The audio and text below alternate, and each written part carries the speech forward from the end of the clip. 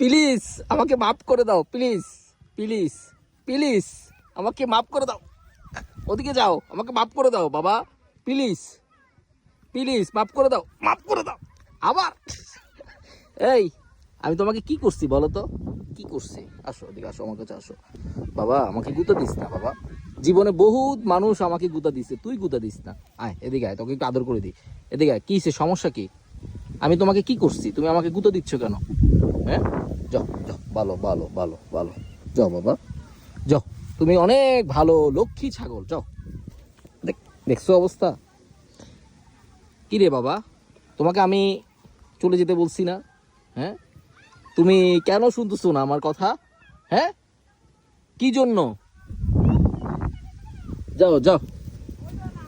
দেখ, ওরে বাবা, আবার আবার বাবা রে, কি রে বাবা? হ্যাঁ, যা, ভাগ ভাগ, ওরে বাবা ভাগ। ও গড, ওরে যা, ওই ভাগ ভাগ। দেখছেন, ওর মতো হবেন, বুঝছেন? দেখেন, একটা কাজ সে পারতেছে না, কিন্তু সে যাচ্ছে না, সে এরপরে আবার চেষ্টা করতেছে, আবার আমার সাথে সে লাগতে পারতেছে না, কিন্তু সে তারপরও আবার বারবার এইভাবে জীবনে চেষ্টা করতে হবে, এই ছাগলটার মতো।